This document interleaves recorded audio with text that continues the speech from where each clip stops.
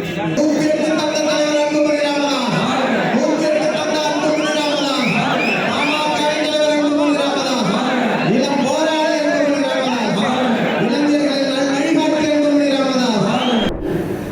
நீங்க சொல்றீங்க? நீங்க தான் கட்சி, நீங்க தான் கட்சி. கட்சி வந்து இது ஏன் சொத்தோ யார் சொத்தோ கிடையாது. நீங்க தான் கட்சி. இந்த மாநாடு சொன்னாங்க, மாநாடு பொருளாளர் சொன்னாங்க வெற்றிகரமா நடத்திட்டாரு அன்புமணின்னு. நான் நடத்தல அந்த மாநாடு, நீங்க தான் நடத்துனீங்க. பேர் மட்டும் எனக்கு கிடைச்சிருச்சு, அவ்வளவுதான். உங்களை வழி நடத்தணும். களத்துல நீங்க தான் இருந்தீங்க, நீங்க தான் நடத்துனீங்க. இன்னும் சொல்ல போனா அந்த நிதியும் நீங்க தான் கொடுத்தீங்க, வாகனங்களும் நீங்க தான் ஏற்பாடு பண்ணீங்க, அந்த சாப்பாடும் நீங்க தான் செஞ்சு எடுத்து வந்தீங்க, அந்த மக்களும் நீங்க இளைஞர்கள் நீங்க தான் கூட்டிட்டு வந்தீங்க. நீங்க தான் உண்மையான ஹீரோ, நீங்க தான். அந்த அங்கீகாரம் நிச்சயமா எனக்கு என்னைக்குமே உங்களுக்கு நான் தருவேன்.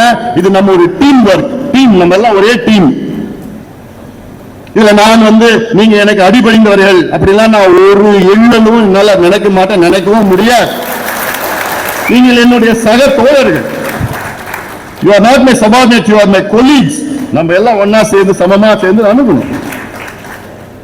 அதனால அந்த நினைச்சு பாருங்க, 45 நாள் குறைவான நாள் எனக்கு கிடைச்சது இந்த மாநாடு நடத்துவதற்கு.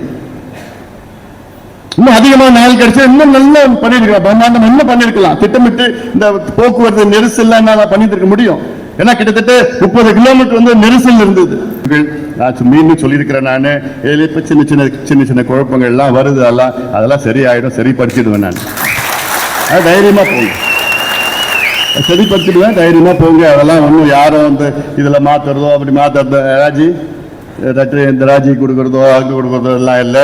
நான் இருக்கிற அடுத்த 10 நிமிஷத்துல எல்லாமே லெட்டர் வந்துடும். ஏன்னா இது அதாவது நீங்க சிறப்பா செஞ்சுட்டு இருக்கிறீங்க. எதுக்காக உங்களை வந்து இந்த மாற்றணும் அப்படி செய்யணும் பண்ணணும்லாம் ஒன்றும் அவசியமே கிடையாது. அதெல்லாம் நான் பார்த்துக்கிறேன் நான். ஏன்னா பொதுக்குழுவால் முறையாக தேர்வு செய்யப்பட்டு தேர்தல் ஆணையத்தால் அங்கீகரிக்கப்பட்ட உங்களால் தேர்வு செய்யப்பட்ட தலைவர். அதனால நம்மளுடைய கட்சியினுடைய விதிகள்லாம் இருக்கு. அதில் வந்து தலைவர் கையெழுத்து போடணும், தலைவர் தான் எல்லாமே நியமனம் பண்ணணும், தலைவர் தான் பொதுக்குழு கூட்டணும், எல்லாமே இருக்கு. அதே வேளையில் இதெல்லாம் இந்த குழப்பங்கள் எல்லாம் சரியாயிடும். உங்க மனதினுடைய வேதனை எனக்கு புரியுது, நிச்சயமா நான் புரிஞ்சிருக்கிறேன் நான். ஆனா என் மனசுல எவ்வளவு இருக்குன்னு உங்களுக்கும் தெரியாது, வெளியில சொல்ல முடியாது. எனக்கு தெரிஞ்சவனுக்கு தெரியும். அதே வேளையில நம்ம ஒரு மிகப்பெரிய ஒரு அமைப்பு, மிகப்பெரிய ஒரு பலம் நம் கட்சியை போன்று வேற எந்த கட்சியும் தமிழ்நாட்டில் கிடையாது. நமக்கு இருக்கிற பலம் நம்முடைய இளைஞர்கள், உங்களோட போன்ற உழைப்பு, எந்த எதிர்பார்ப்பும் இல்லாம வந்து இப்ப மேடையில் இருக்கிறாங்க. எந்த யாராவது நான் எம்எல்ஏ ஆவேன், எம்பி ஆவேன், எது வந்த எதிர்பார்ப்பு வந்து இங்க இல்லை.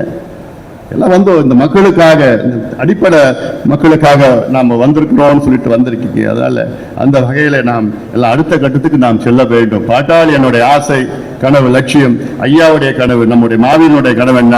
பாட்டாளி முயற்சி தமிழ்நாட்டை ஆள வேண்டும். நேரம் வந்திருக்கிறது, நிச்சயமா நடக்கும்.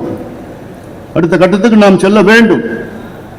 மாநாட்டில் கூட நாம் பேசல. நான் இவ்வளவு காலமா நம்மள போய் அவங்கள கேட்டுட்டு இருப்போம், இவங்களை கேட்டுட்டு இருப்போம், அவங்கள கேட்டுட்டு இருப்போம். நம்ம அந்த நிலைக்கு வரணும். நம்ம வந்து மனு வாங்குகின்ற ஒரு இயக்கமா இருந்து மனு கொடுக்கின்ற இயக்கமா மாறி மனு வாங்குகின்ற இயக்கமாக நாம் மாற வேண்டும், கட்சியை மாற வேண்டும். அந்த அமைப்பெல்லாம் இருக்கு.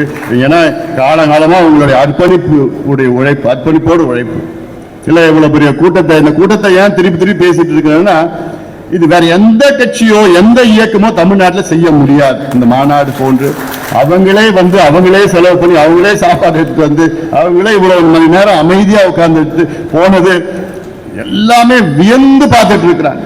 என்னடா அது, எங்கிருந்து வந்தாங்க, எப்படி கூடினாங்க, அமைதியா இருந்தாங்களே, ஒரு சலசலப்பு இல்லையே, ஒரு சின்ன பிசுறு கூட இல்லையே, வரப்போ இல்ல போறப்போ இல்ல, அங்க அப்படியே உட்கார்ந்தாங்க. 10 மணி முடிவு வரைக்கும் அப்படியே உட்கார்ந்தாங்களே, எப்படிடா, யாரா இவங்க அப்படி இந்த கேள்வி எல்லா லட்சியம் கேட்டுட்டு இருக்கிறாங்க. அரசாங்கம் எல்லாம் அப்படியே ஆடி போச்சு.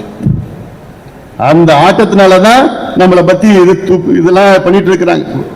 அதெல்லாம் நீங்க உங்களுக்கு தெரியும், அதெல்லாம் தெரியும் என்ன செய்யணும், எப்படி சின்னதா ஒரு உதாரணமாக்கி அப்படி பரிசாக்கி எல்லாம் பண்ணிட்டு இருக்காங்க.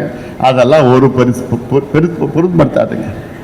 நம்ம வேலை விமர்சனம் வந்துச்சுன்னா தூசி தட்டிட்டு போயிட்டு நம்ம மாட்ட வேலை வேகமா பண்ணிட்டு போய் நமக்கு வேலை இருக்கு. நம்மை போன்ற தகுதியானவர்கள் தமிழ்நாட்டில் வேற யாரா இருக்காங்களா? யாருக்கும் கிடையாது. நான் உங்க தம்பியா நான் இருக்கிறேன். நானு நீங்க வேலை நாட்டு நீங்க வேலை செஞ்சுட்டு இருக்கேன். யாரும் உங்களை எதுவும் பண்ண முடியாது.